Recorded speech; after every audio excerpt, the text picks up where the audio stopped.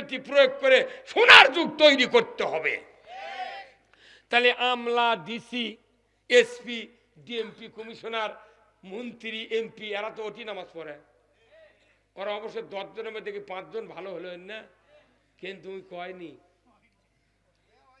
হ্যাঁ, ওই ঘুষ খায় ওই কথা কয়নি, না করার কারণে ওই পলাতে বাধ্য হবে। এখন এসে মোট দোষ পড়তেছে বাংলাদেশ জামাতে ইসলামের উপর। এরা মাতামারি খেয়ে কি সুন্দর ইমাম, মাথার টুপি উঁচা, জুব্বা টাকনু পর্যন্ত, দাড়ি কিরে, রুমাল, হাজি গামছা, এরা এগুলো কথা কয় না।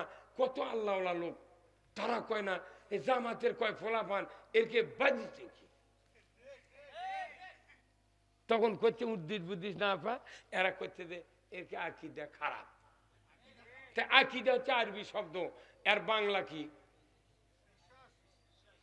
হ্যাঁ, বিশ্বাস। তিনি কোনটা বিশ্বাস করল না? খাতনা মানুষ করছে, আমরা কি বাধা দিছি? এই তুই খাতনা করলু কা? বিয়ে পড়াচ্ছে, আমরা কি বাধা দিছি? তুই জুম্মার ডান পাওয়াতে ঢুকলো, বাধা দিছে। 5 ওয়াক্ত নামাজ বাধা দিছে। সুদ হারাম, আমরা কি করছি হালাল।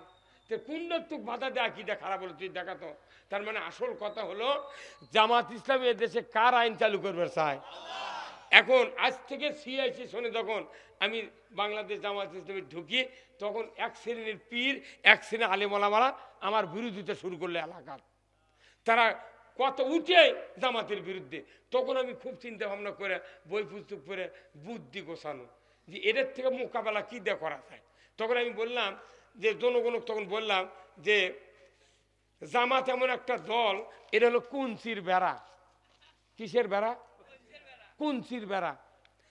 আগেকার মানুষ, গরিব মানুষের কুঞ্চির বেড়া দিয়ে কাদো লেগে ঘর করেনি ভাই। তো জামাত হলো কুঞ্চির বেড়া, আর একামতুদ্দিনের বক্তৃতা হলো কাদর গাড়া। কথা কয় না বারে? জামাত কিসের বেড়া? কুঞ্চির বেড়া। আর একামতুদ্দিনের বক্তৃতা এখন কাদর গাড়া। এটা আগামীতে আপনাকে এই যুক্তি লাগবে, সেই দিন আসছে মার্কা বাড়াইলে এই চিন্তা হবে, এটা মোকাবেলা করা লাগবে। তাহলে জামাত হলো কুঞ্চির বেড়া, আর একামতের দিনের বক্তৃতা কাদর গাড়া। আমরা যারা ইসলাম কায়েমের আন্দোলন করি, আমরা তো বেড়া লিয়ে আছি, এটি শক্তিশালী করব। কিন্তু ওরা চিন্তা করে কেরে, আমরা যদি একামতের দিন আল্লাহর আইনের কথা কই, তাহলে আমাকে তো তেমন কোনো দল নেই। অতএব এই কথাগুলো যা, এই কাদর গাড়া যা জামাতের বেড়াত লেগে দেবি। তো মাং নাকি আমরা ওকে বেড়া শক্ত কর্মকে কথা কয় না কেনা।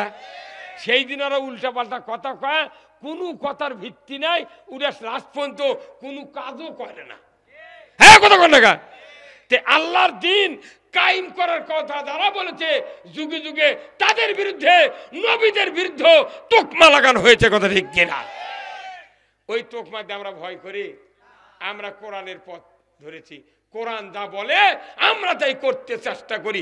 আমরা ফুল করতে পারি না, কিন্তু করার চেষ্টা করি। এখন কোরআন বলছে, কি বলছে?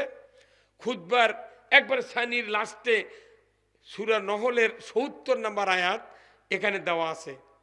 আল্লাহ বলছেন, ইন্নাল্লাহা ইয়া'মুরু বিল আদলি ওয়াল ইহসান ওয়া ইতাইযিল কুরবা ওয়া ইয়ানহা আনিল ফাহশাই ওয়াল মুনকারি ওয়াল বাগি ইয়াযুকুম লাআল্লাকুম তাযাক্কারুন।